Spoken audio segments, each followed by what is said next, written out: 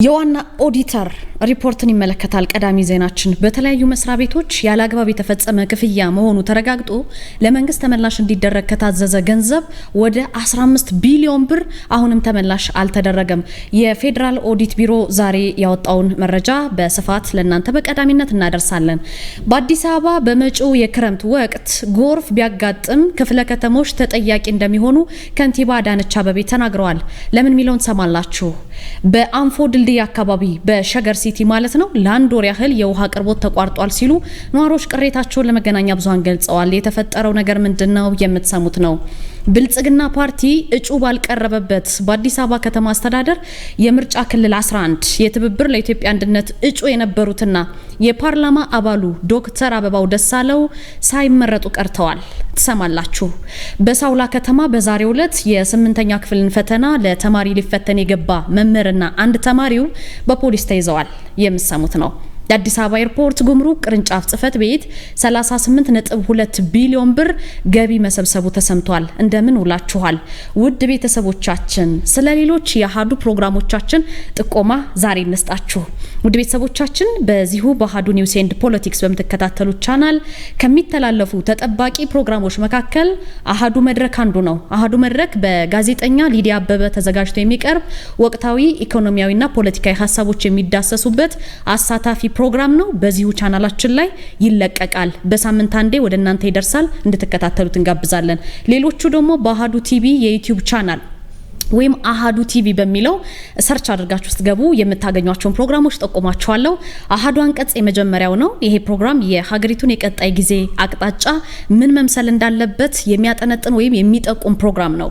ሁለተኛው አብይ ጉዳይ ነው። በጋዜጠኛ ኢየሩሳሌም ብርሃኑ ይዘጋጃል። የሳምንቱን ዋናና አንገብጋቢ የተባሉ ጉዳዮችን መዞ አውጥቶ የሚተነትን ምክረ ሀሳብ የሚያቀርብ ፕሮግራማችን ነው። በአሃዱ ቲቪ ዩቲዩብ ቻናል ላይ ታገኙታላችሁ። ሌላኛው መልህቅ ነው። ጋዜጠኛ ፍቅር ተቢተው ነው የሚዘጋጀው። የኢትዮጵያን የወደብ ተጠቃሚነት ጉዳይና የወደብ ባለመብትነት በጉልህ የሚያነሳ ፕሮግራም ነው። ሌላው ትንታኔ ነው። በጋዜጠኛ ትዕግስቱ በቀለ የሚዘጋጅ ዓለም አቀፍ ዜናዎችን በጥልቀት የሚተነትን ፕሮግራም ነው። ሌላው ደግሞ አሃዱ መናገሻ ነው። በጋዜጠኛ ጥበብ በለጠ የሚዘጋጅ ባህል፣ ኪነ ጥበብ፣ ታሪክ፣ ፍልስፍና፣ ስነ ልቦና በኢትዮጵያዊ ለዛና ጣዕም ተዋዝቶ ይቀርባል። አሃዱ መናገሻ በጋዜጠኛ ጥበብ በለጠ። የመጨረሻው የኢትዮጵያዊ ወንዞች ነው። ኢትዮጵያ ወንዞች የውሃ አቅምና አጠቃላይ የውሃ ሀብትን በጥልቅ ሀሳቦች የሚተነትን ፕሮግራም ነው። ይሄ ፕሮግራምም በጋዜጠኛ ሊዲያ አበበ ተዘጋጅቶ ነው የሚቀርብላችሁ። በአሃዱ ቴሌቪዥን የዩቲዩብ ቻናል ወይም አሃዱ ቲቪ ብላችሁ ስትገቡ ታገኟቸዋላችሁ። እነዚህን ፕሮግራሞች እንድትከታተሏቸው እጋብዛለሁ። በቀዳሚነት ወደ ምን መለከተው ዜና ነው የምናልፈው። እኔ አብራችሁ ቆይታ ማደርገው ናርዶስ አለማየሁ ነኝ። ከ17ኛው መቶ ክፍለ ዘመን አንስቶ የጠቢባን የአብርሆታቸው ምንጭ ልዩ ቡናና የቡና ጥበብ ነው። ታዲያ ይህን ቡና ለመቅመስ ጥበቡንም ለመማር ዝግጁ ኖት? አሃዱ ኮፊ አካዳሚ በአዲስ አበባ ትምህርትና ስልጠና ቁጥጥር ባለስልጣን ፈቃድ በማግኘት የረጅም ጊዜ ልምድ ባላቸው ባለሙያዎች በመታገዝ የተለያዩ የቡና አይነቶችን የመቅመስ ኮፊ ካፒንግ፣ የቡና ቆላል፣ ሮስቲንግ፣ ጣዕምን፣ ፍሬዎችን፣ ማዕዛንና አሲድነትን የመለየት ጥበብ በባሬስታና አግሮ ማርኬቲንግ ዘርፎች ስልጠና ለመስጠት ዝግጅቱን አጠናቋል። የቡና ጥራትን ለመጠበቅ የቡና አፍቃሪዎች የተለያዩ ጣዕሞችን ለማወቅ እንዲሁም አምራቾች ምርቶቻቸውን ለማሻሻል እንዲችሉ የሚረዳውን ይህንን ስልጠና በአሃዱ ኮፊ አካዳሚ በመሰልጠን ብቁ ባለሙያ ይሁኑ። የስልጠና ቦታው በቦሌ ጃፓን ኤምባሲ ናይል ሶርስ ህንፃ 3ኛ ወለል ላይ። ለበለጠ መረጃ በስልክ ቁጥር በ0961 88 82 22 ይደውሉልን። አሃዱ ኮፊ አካዳሚ።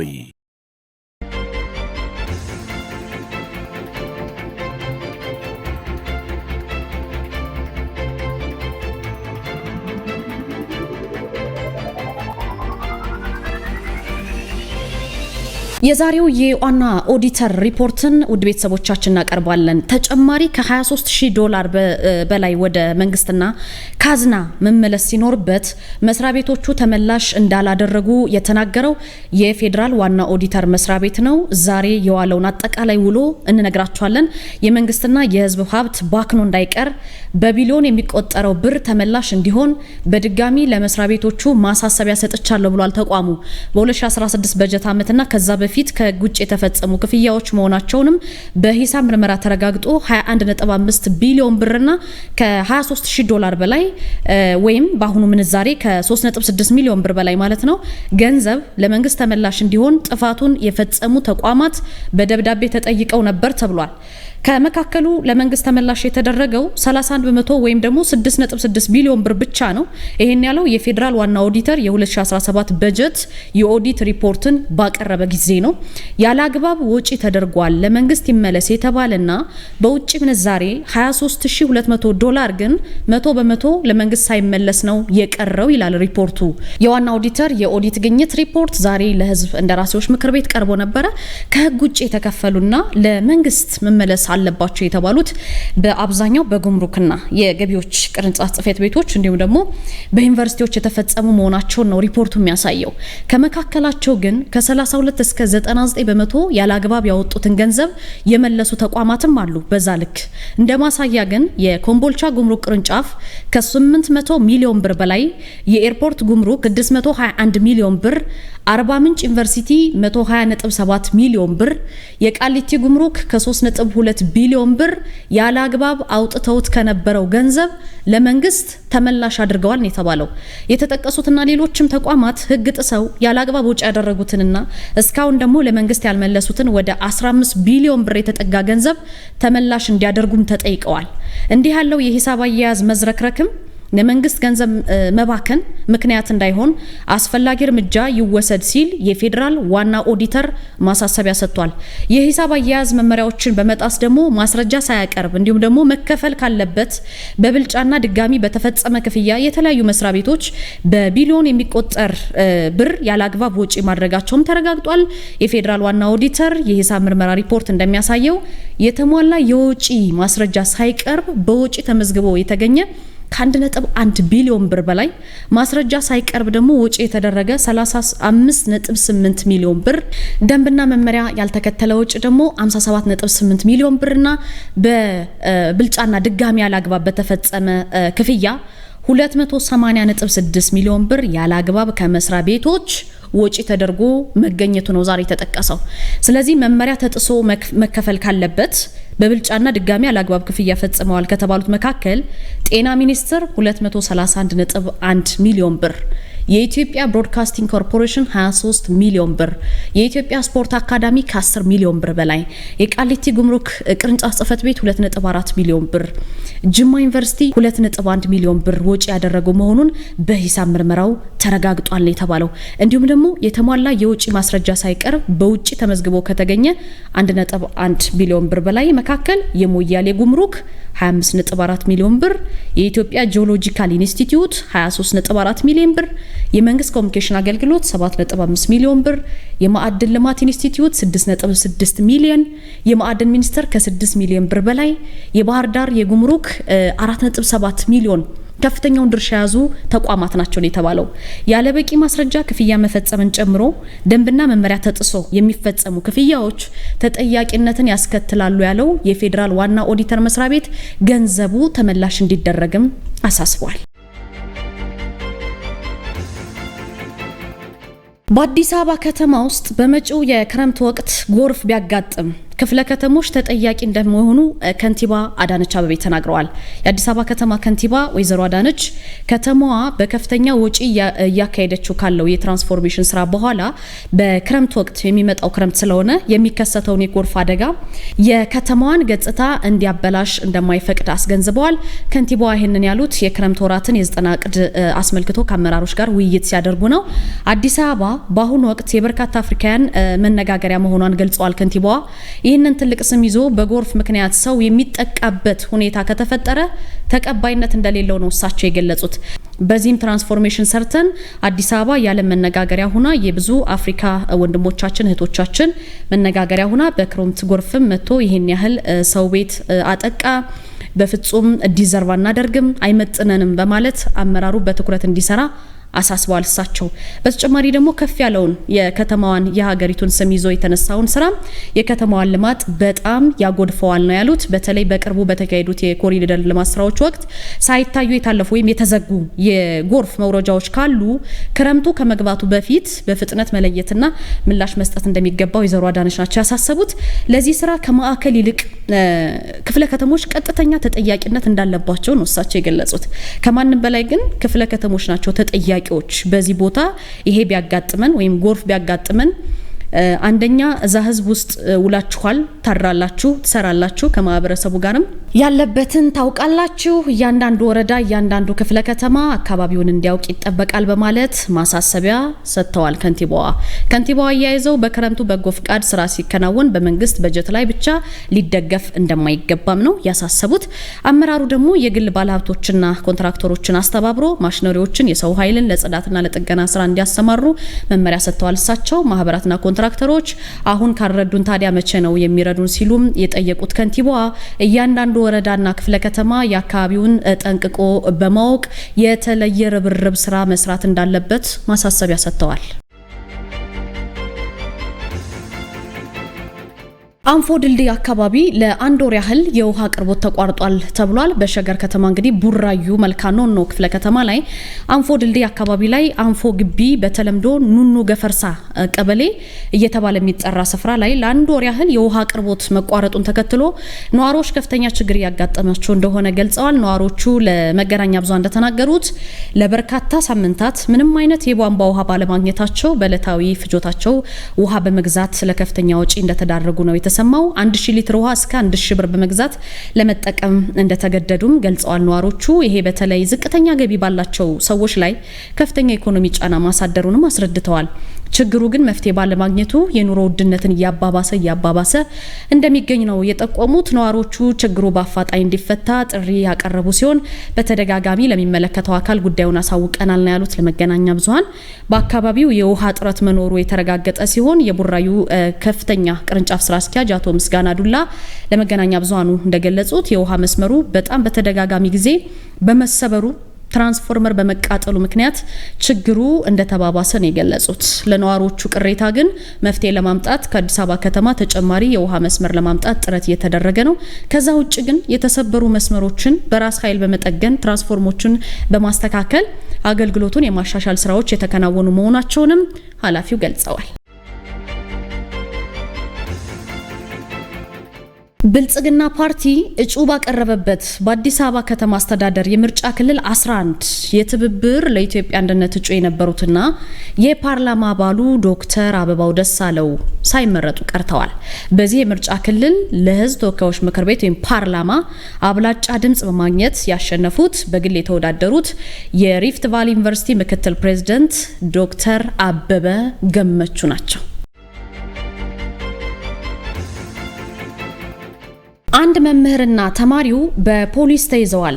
በሳውላ ከተማ ኩስቲ ቁጥር 1 ትምህርት ቤት የ8ኛ ክፍል ፈተና ለመፈተን ከተማሪ ጋር ተመሳስሎ የገባ መምህርና ተማሪው በፖሊስ ቁጥጥር ስር መዋላቸውን የከተማው ፖሊስ ጽፈት ቤት ነው የገለጸው። ተማሪን ወክሎ ከመምህር ስነ ምግባር ባፈነገጠ ተግባር ተሳተፈ የተባለ ከቡልቂ ከተማ ሙሉ ደረጃ ትምህርት ቤት የመጣ መምህር እስራኤል አሰፋ የማንዲላ ርቀት ትምህርት ቤት ተማሪ ሆነውን አብነት እንዳለን ክልላዊ ፈተና ሊፈተን ሲል በተደረገ የኮማንድ ፖስት ክትትል ሊያዙ ችለዋል። እነዚህ ሁለት አንድ መምህር አንድ ደግሞ ተማሪ ማለት ነው።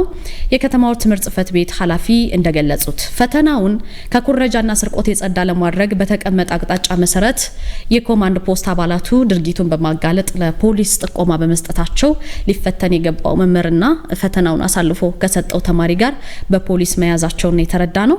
የሳውላ ከተማ ፖሊስ አዛዥ ተወካይ ምክትል ኢንስፔክተር ሞገስ ሞኔ በበኩላቸው ተማሪውንና መምህሩን በቁጥጥር ስር በመዋል ምርመራ እየተደረገ እየተደረገባቸው ነው። በማዕከሉ እየተሰጠ ያለው ፈተናም ፍጹም ሰላማዊና በተረጋጋ መንገድ መቀጠሉን ይናገራሉ። በፖሊስ ቁጥጥር ስር ያዋሉ ተጠርጣሪዎችንም ምርመራ በአስቸኳይ አጣርቶ በአቃቢ በኩል ለፍርድ ቤት አቅርቦ ለማስወሰን እየሰራ መሆኑንም ምክትል ኢንስፔክተሩ አክለው ገልጸዋል።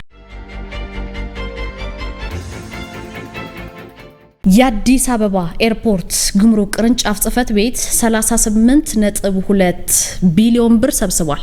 በጉምሩክ ኮሚሽን የአዲስ አበባ ኤርፖርት ጉምሩክ ቅርንጫፍ ጽህፈት ቤት ስራ አስኪያጅ አቶ ተፈሪ መኮንን በያዝነው ዓመት 2018 በጀት ዓመት በ11 ወራት 42.49 ቢሊዮን ብር ጥቅል ገቢ ለመሰብሰብ ታቅዶ 38.2 ቢሊዮን ብር ገቢ ተሰብስቧል። የተሰበሰበው ገቢ ካለፈው ዓመት ተመሳሳይ ጊዜ ጋር ሲነጻጸር በ3.9 ቢሊዮን ብር ብልጫ እንዳለው ነው የተጠቆመው።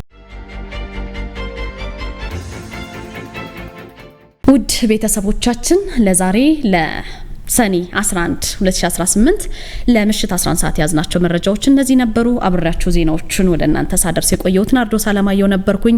በመግቢያ ላይ እንደገለጽኩት በአሃዱ ኒውስ ኤንድ ፖለቲክስ የሚተላለፈውን አሃዱ መድረክ ተወዳጅ ፕሮግራም እንድትከታተሉት እንጋብዛለን። በአሃዱ ቴሌቪዥን ደግሞ በዋናው ቻናል ወይም አሃዱ ቲቪ ብላችሁ ሰርች አድርጋችሁ በመግባት ቀደም ሲል የጠቀስኳቸውን ፕሮግራሞች እንድትከታተሏቸው በአክብሮትና በትህትና ነው የምንጠይቀው።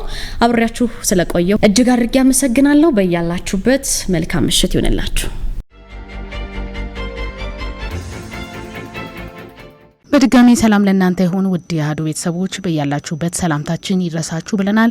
ከአሃዱ ሬዲዮ 94.3 ሰኔ 11 2018 ዓመተ ምህረት የዕለተ ሐሙስ አሃዱ ልሳን ማለዳችን ስፍት ጀምሯል። ዳውን እየመራው ፍቅር ተቢተው ነጻነት ጊዳኔ ቴክኒኩን እየተቆጣጠረች ህይወቴ ጌትነት የእናንተ ውድ ቤተሰቦቻችን ሀሳብ አስተያየት ጥቆማ እየተቀበለች አብረናችሁ እንዘልቃለን። ለሀሳብ አስተያየት ጥቆማችሁ በ0940 0000 መጨረሻውን 02 እና 03 እንዲሁም 07 እያደረጋችሁ ደውሉልን። 7545 አጭር የጽሁፍ መቀበያችን ነው። በ7545 በቀጥታ መደወልም ይቻላል። አንኳር ዘገባዎቹ ቀዳሚ ናቸው።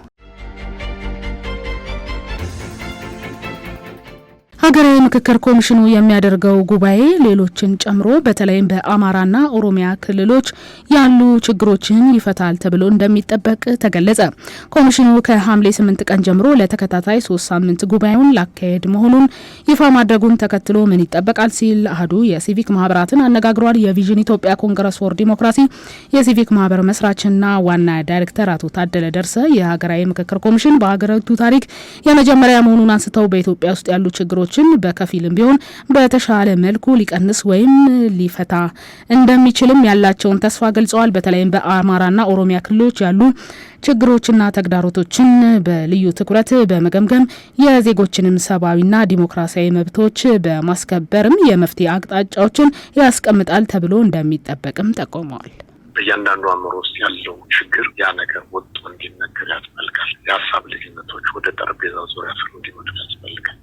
ይህን ለማምጣት ደግሞ የሀሳብ ልዩነት ጸጋ መሆኑን ተረድቶ በዚህ መሰረት ሰዎችን ማነጋገር ያስፈልጋል። በዚህ ረገድ ደግሞ እስካሁን ያስጨነቁ መፍትሄ ያላገኝላቸው መፍትሄ ልናገኝላቸው የምንችል ጉዳዮች እልባት 100% ባያገኙ እልባት ማግኘት የሚያስችሉበት ደረጃ ላይ እንዲደርሱ የተለያዩ ባለድርሻ አካላትን ወደ መድረክ አምጥቶ መወያየትና ያጣነውን ሰላም ማግኘት የምንችልበት መንገድ ቢመቻች፣ የዜጎች ሰብአዊ መብት ቢከበር፣ የዜጎች የዲሞክራሲ መብት ይከበር፣ ዜጎች የመንቀሳቀስ ንብረት የማፍራት ሰርቶ የመብላት መብታቸው እንዲከበር፣ እንደገና የኑሮ ውድነት እንዲቃለል እስቲ ይህን እናዳምጡ። ምን ይናገራል እና መድረኩ ለዚህ ክፍት ቢሆን እና ያልተነገሩ ጉዳዮች እንዲናገሩ የሚያስችል መድረክ ቢፈጠር የሚል አመለካከት አለኝ።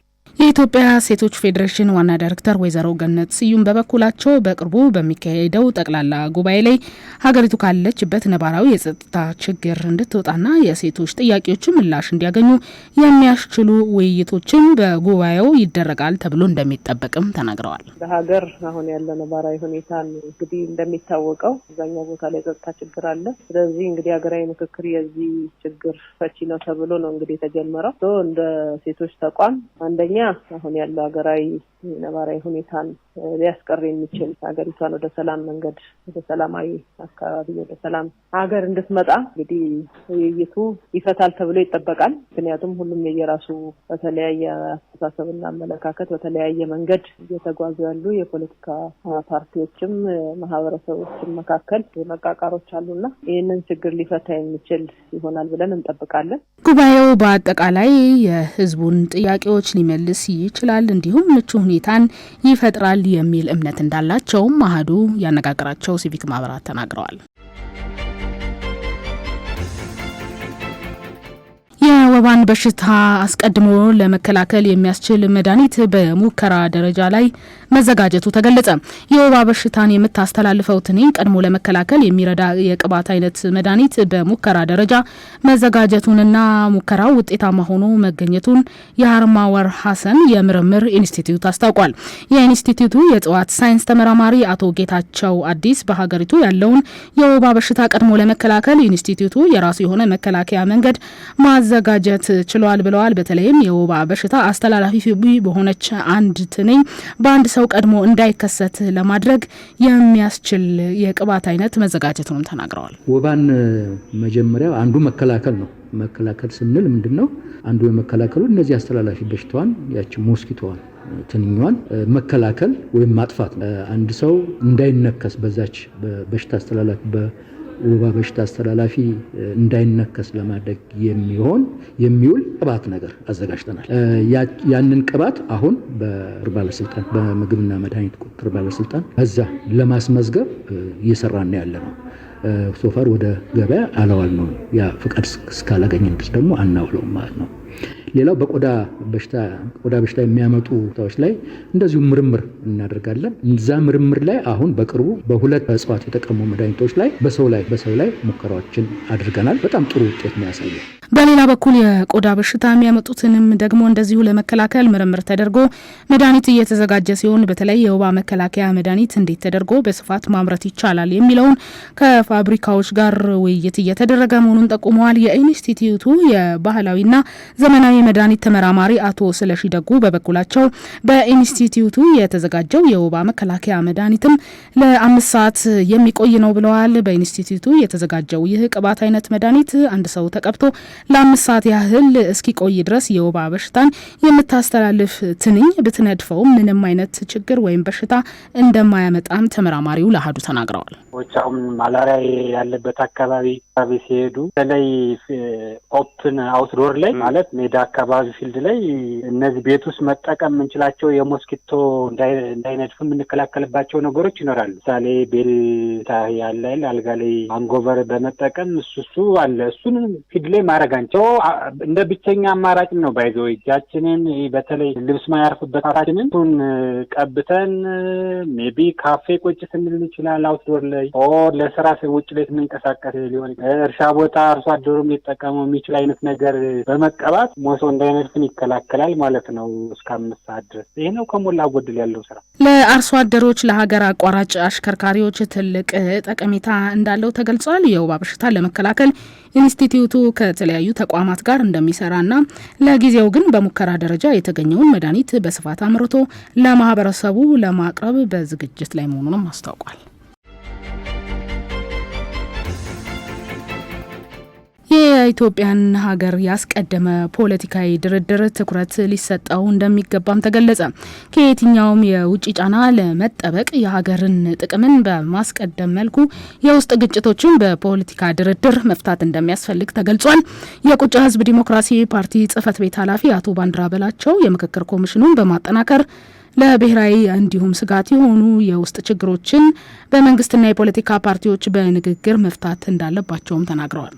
ግጭት መነሻ የሚሆኑ ጉዳዮች ላይ ቶሎ መመካከርና ለነዚህ የህግ አሰራር ማበጀት ምላሽ መስጠት ነው። ያ ሲሆን ሁላችንም ከራሳችን ፍላጎት ይልቅ የሀገር ጥቅምና ሉዓላዊነትን ሰጥቶ መቀበል መሪን መከተል አስፈላጊ ነው። በእንደዚህ አይነት ቁመና ላይ ከተገኘን ችግሮች ይፈታሉ። የማይፈቱበት ሁኔታ ያለን በተለይ ደግሞ መንግስት እንደ መንግስት ምን ችግር ከመፍታት አኳያ ትልቅ ኃላፊነት ስላለው በየቦታው የግጭት መነሻ የሆኑ ምክንያቶች ምንድን ናቸው የሚለው ነገር ከባቢው ከሚመለከተው አካል ጋር በመለየት በህግ አግባብ ቶሎ ምላሽ መስጠት አስፈላጊ ነው። ፖለቲካ ፓርቲዎችም ስለሚወክሏቸው አካባቢና ህዝቦች መነሳት ያለባቸው ጉዳዮችን በህግ አግባብ ማንሳት፣ በሰላማዊ መንገድ መታገል አስፈላጊ ነው። ኢትዮጵያ በታሪክ ለውጭ ኃይሎች ሳትገዛ የቆየችው የህዝብ አንድነቱ የተጠናከረ ስለነበር ነው ሲሉ ያስታወሱት ደግሞ ለጉራጌ አንድነት ፍትህ ፓርቲ ጎጎት የህዝብ ግንኙነት ኃላፊ አቶ ወልዴ ብርሃኑ ናቸው።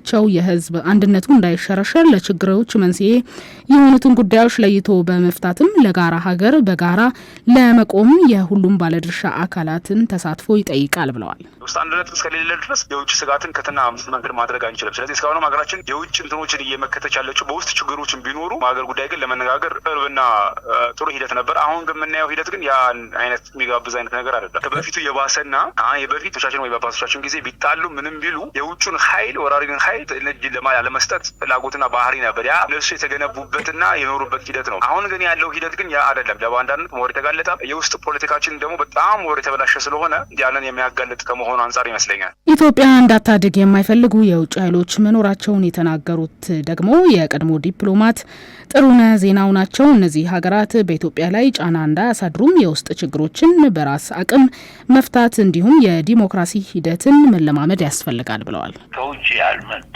የውስጥ ችግር አለ። ይሄ በትኩረት መመልከት ያለብንና ችግሩን ለማስወገድ በሙሉ ኃይል መስራት ያለብን ነገር ነው። ምክንያቱም የውጭው አለ እኛ ያልፈጠርነው፣ እንደገና የውስጥ አለ ከኛው ከራሳችን የተፈጠረው። ሁለተኛ ደግሞ እኛን ለመጉዳት አነጣጥረው በእኛ ላይ ብቻ ትኩረት አድርጎ የሚሰሩ አገሮች አሉ፣ እንደ ግብጽ አይነቶች፣ ሌሎችም አሉ። ስለዚህ በአሁኑ ጊዜ ሰላም ላይ መስራት፣ የውስጡንም የውጭውንም መከላከል እጅግ በጣም አስፈላጊ ነገር። በኢትዮጵያ የውስጥ ችግሩን ወይም ጫናውን ደግሞ ለመቀነስ ከምንጊዜውም በላይ መተማመን ላይ የተመሰረተ ፖለቲካዊ ድርድር ማድረግ እንደሚያስፈልግም አሃዱ ያነጋገራቸው ፖለቲከኞችና ምሁራን ገልጸዋል። በደቡብ አፍሪካ የጸረ ስደተኞች ተቃውሞ እንዳይስፋፋ የሰራተኞች ማህበራት ጥሪ ያቀረቡ። በደቡብ አፍሪካ የሚገኙ ዋና ዋና የሰራተኞች ማህበራት ሰራተኞች በዚህ ወር መጨረሻ ሊካሄድ በታቀደው የጸረ ስደተኞች ተቃውሞዎች እንዳይስፋፋም ጥሪ አቅርበዋል። ማህበራቱ እንደገለጹትም ተቃውሞቹ የሀገሪቱን ማህበራዊ ቀውስ እንዲሁም በውጭ ዜጎች ላይ የሚፈጸሙ ጥቃቶችን ሊያባብሱ ይችላሉ ነው የተባለው። በቅርቡ ጊዜም በደቡብ አፍሪካ በስደተኞችና በውጭ ዜጎች ላይ የሚፈጸሙ ጥቃቶች እንዲሁም በመጨረሻቸውን ተከትሎ ውጥረቱ እየጨመረ ነው ተብሏል። ቀደም ሲል የሀገሪቱ ፕሬዝዳንት ሲሪል ራማፎዛ ችግሮችን በስደተኞች ላይ እንዲሁም ማባባስ መፍትሄ እንዳልሆነ በመግለጽ የጥላቻ ድርጊቶችን አውግዘዋል። ዘገባው የሮይተርስ ነው። የዩክሬኑ ፕሬዝዳንት በሩሲያ ላይ ተጨማሪ ማዕቀቦችን እንዲጥሉ ጥሪ አቀረቡ። በፈረንሳይ በተካሄደው የቡድን 7 ጉባኤ ላይ የተሰበሰቡ መሪዎች ሩሲያ ወደ ሰላም ለማምጣት የዲፕሎማሲና የኢኮኖሚ ግፊት እንዲጠናከር ተወያይተዋል ነው የተባለው። የዩክሬኑ ፕሬዝዳንት ቭላዲሚር ዜሌንስኪ በበኩላቸው ለዩክሬን የአየር መከላከያ ድጋፍና በሩሲያ ላይ ተጨማሪ ማዕቀቦች እንዲጥሉም ጥሪ አቅርበዋል። ፕሬዝዳንቱ ከጉባኤው በኋላ በሰጡት መግለጫ የቡድን 7 ሀገራት መሪዎች ሩሲያን ወደ ሰላም ለማምጣት ጠንካራ ሀሳቦች እንዳቀረቡም ገልጸዋል። በተጨማሪም ከአሜሪካ ፕሬዝዳንት ዶናልድ ትራምፕ ጋር ገንቢ ውይይት ማድረጋቸውንም ተናግረዋል። ጉባኤው የዩክሬንን ጦርነት ጨምሮ የዓለም ደህንነት፣ የኃይል አቅርቦትና ኢኮኖሚያዊ ጉዳዮች ላይ ትኩረት በማድረግም ተካሂዷል። ዘገባው የዘጋርዲያን ነው።